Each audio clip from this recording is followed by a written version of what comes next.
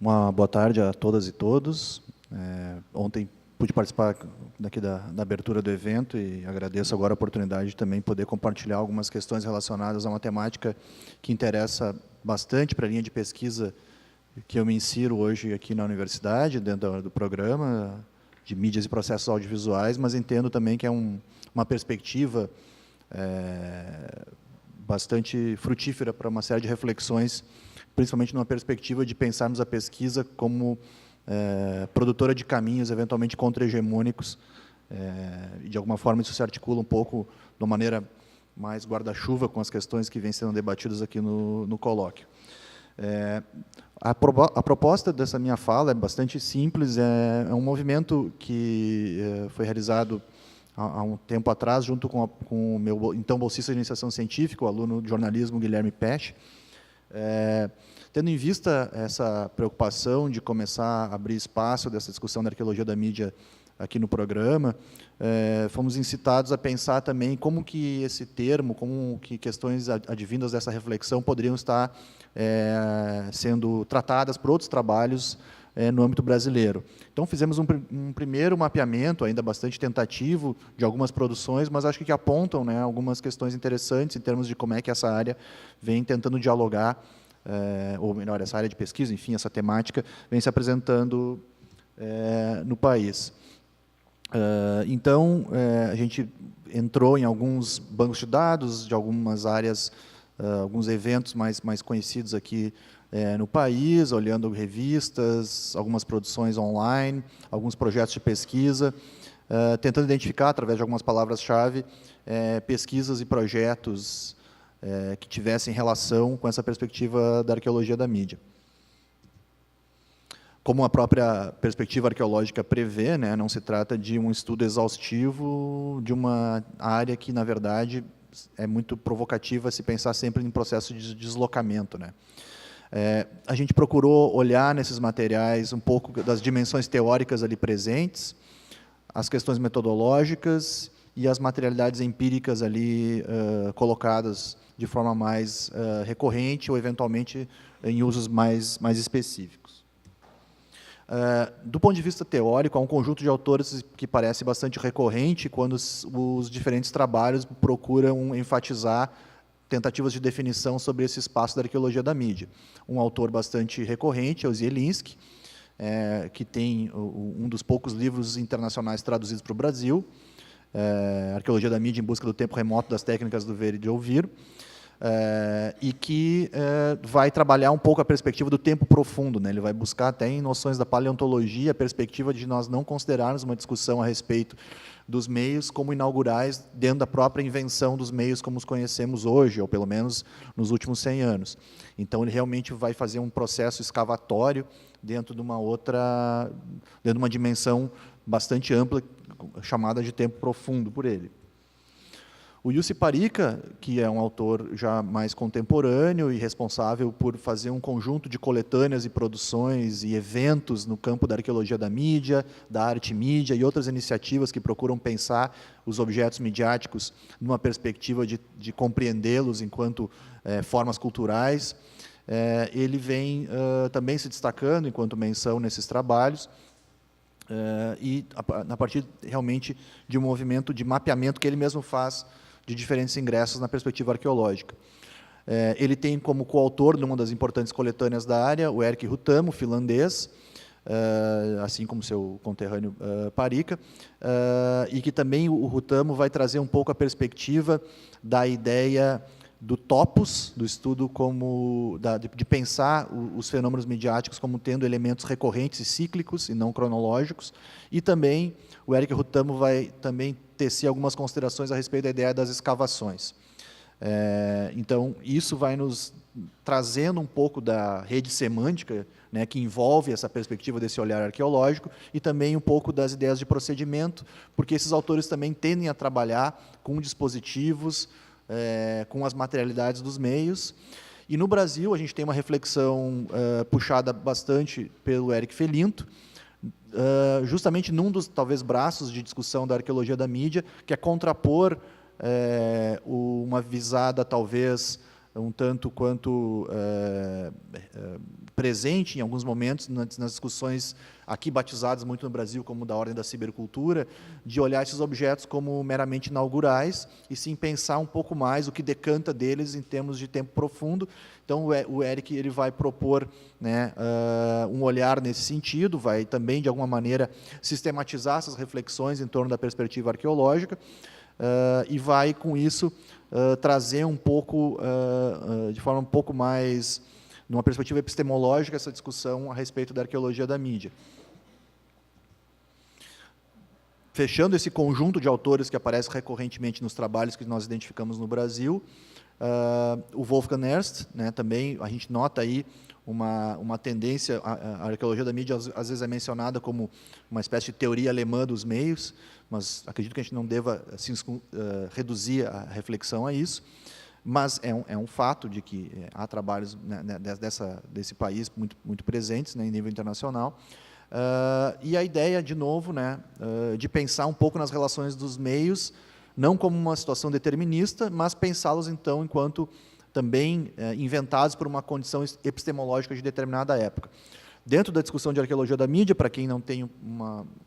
entrada inicial nessa discussão, muitas vezes também é um aspecto que é recebido como crítica, numa ideia de que a perspectiva arqueológica, por ter uma preocupação com as materialidades dos meios e com os dispositivos, teria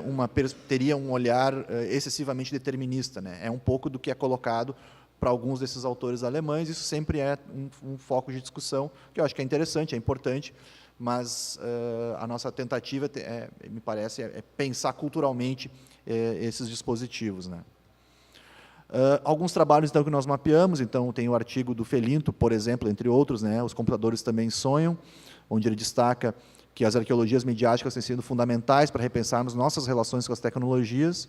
bem como as conexões que cada situação histórica e cultural estabelece com determinados sistemas tecnológicos, né? Daí nós fomos começando a encontrar outros trabalhos, como, por exemplo, esse, Arqueologia em 3D, Perspectivas de Digitalização no Museu de Arqueologia do Xingó, onde aqui nós notamos uma perspectiva misturada com a própria dimensão da arqueologia, como é vista nas ciências humanas, na ideia também relativa à arqueologia da mídia como uma espécie de formato de investigação que recoloca objetos, eventualmente, que se tornaram obsoletos ou que em vias de obsolescência, por alguma razão, muitas vezes técnica, mas também não só, em condições de serem recuperados e preservados. Eu diria, particularmente, que há alguns trabalhos que se preocupam com esse devir preservacionista potente na discussão arqueológica. Esses trabalhos, muitas vezes, eles migram para a discussão sobre curadoria de arte digital. Então, há outros trabalhos aí que não estão aqui nessa apresentação, como o da paulista Gisele Bengaman, por exemplo, né, lá da Universidade Anhembi Morumbi, esse olhar do produtor cultural em relação a como preservar as obras de arte, que tem uma relação direta com aparatos técnicos e, na obsolescência desses aparatos, o que fazer com essas obras, né?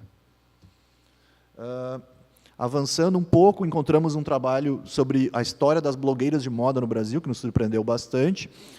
que tentava pensar arqueologicamente a emergência dos blogs de moda no Brasil, identificando e propondo, né,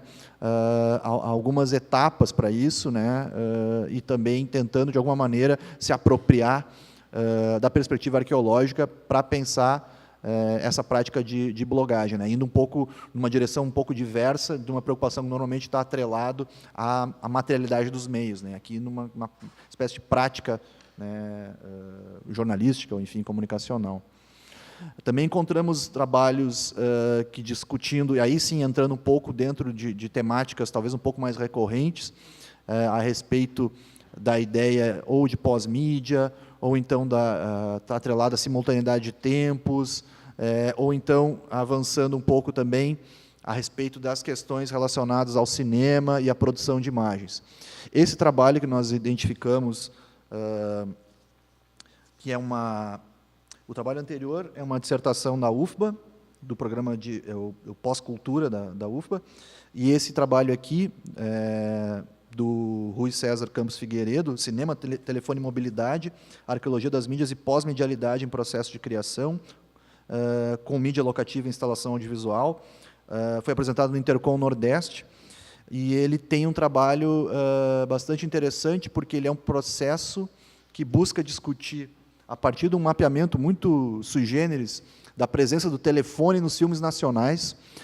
Foi construído um mapa de navegação na cidade de Fortaleza, utilizando essas ligações telefônicas, compondo um percurso que pode ser feito através de uma visita cicloguiada oferecida pelo próprio artista pesquisador, né? Isso oferece uma outra frente interessante que a gente nota nos trabalhos de arqueologia da mídia, que se preocupa muitas vezes não só com uma, vamos dizer assim, análise em cima de materiais midiáticos,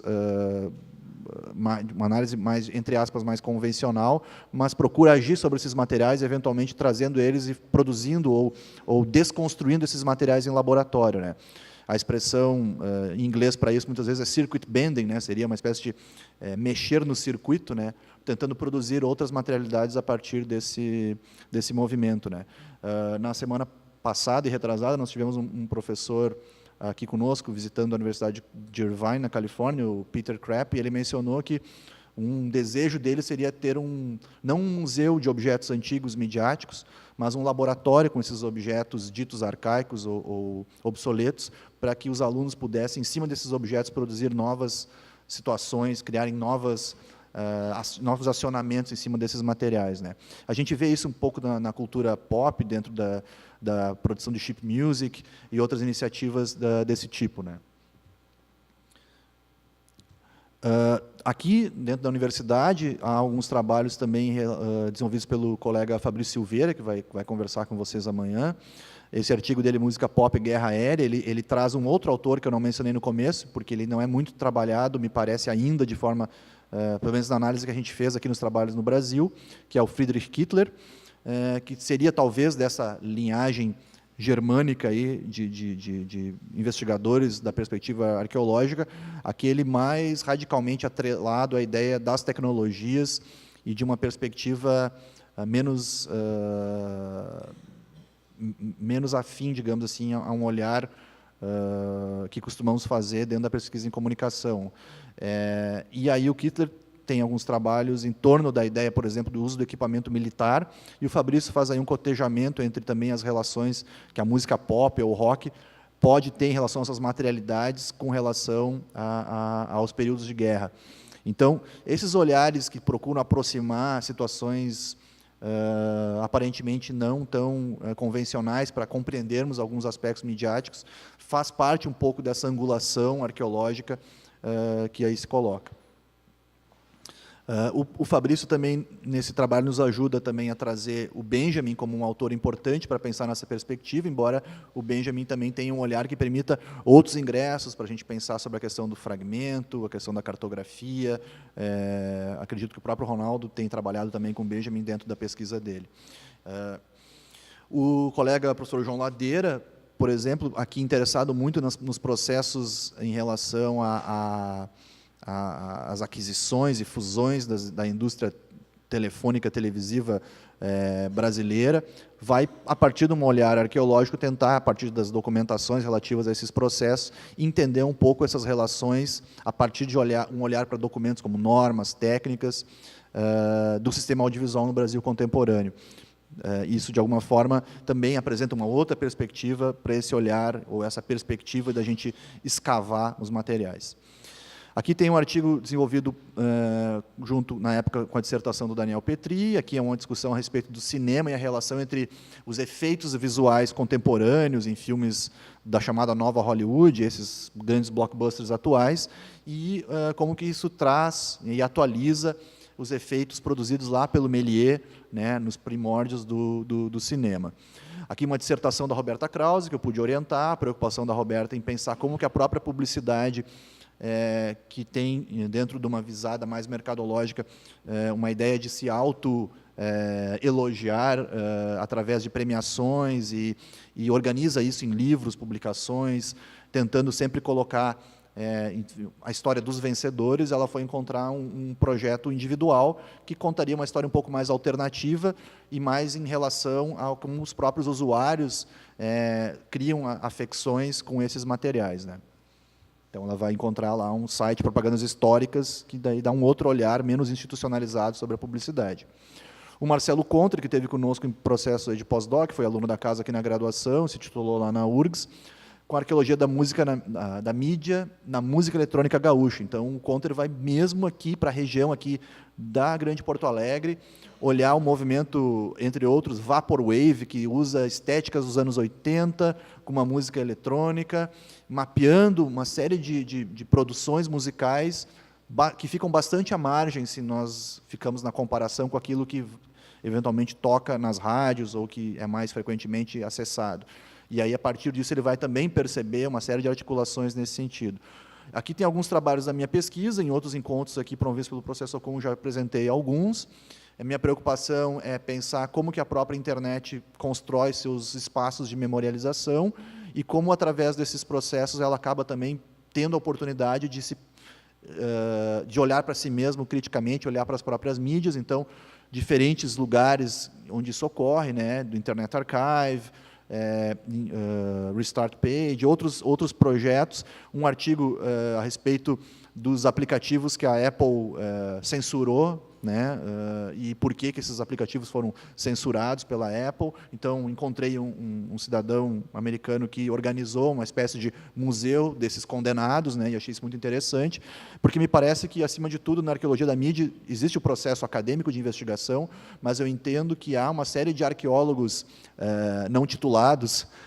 produzindo esses construtos de memória na rede, e olhar para esses materiais me parece extremamente atrativo para a gente pensar um pouco essa condição que nós temos diante desse espaço hoje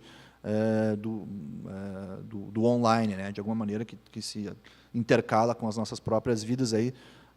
vimos na apresentação anterior quanto o preço que se paga um pouco por esses movimentos e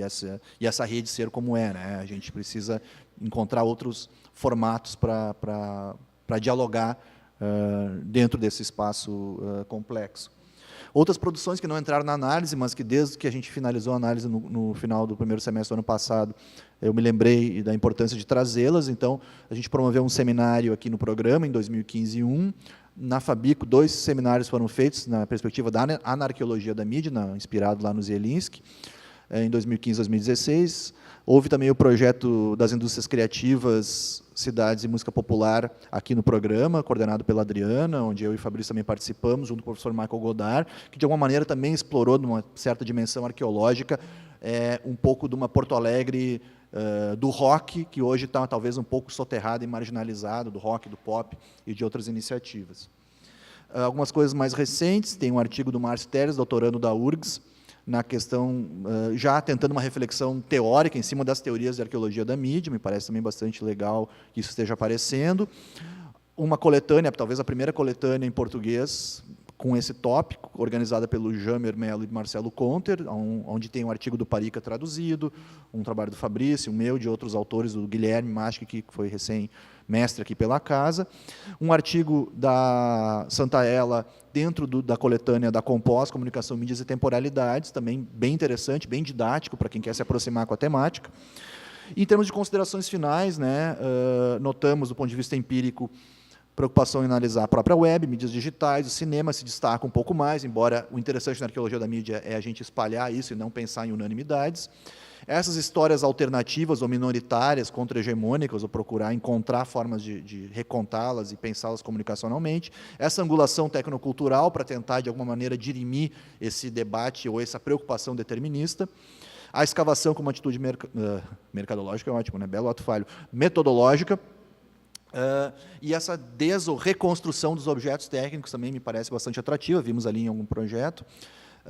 E me parece a necessidade de ampliar e aprofundar esse mapeamento em teses e dissertações defendidas e em produção. Eu diria que no Sul, principalmente, né, dentro da Fabico e a Unicinos, né, estão com bastante coisa aparecendo aí. A gente tem intenção de tentar construir uma rede nacional dessa investigação. E, ao mesmo tempo, me dando conta do meu lugar de fala aqui, a necessidade de tentar cartografar, conhecer e articular com produções em países da América Latina também. Eu vi que existem alguns laboratórios, em algumas instituições latino-americanas, também preocupadas em olhar para esses objetos, tentar abri-los, né, nos termos lá do Flusser, entrar na caixa preta e conhecê-los melhor. Hoje eu fui um pouco mais ligeirinho aqui, tinha muito material para apresentar, mas, na verdade, é quase que um convite para que cada um, dentro das suas necessidades ou ideias, a gente possa, na verdade, abrir mais esse diálogo dentro da perspectiva aqui, bastante sempre multimetodológica aqui do Processo Com, da Rede OnLat e dos encontros aqui de vocês, tá bom? Muito obrigado.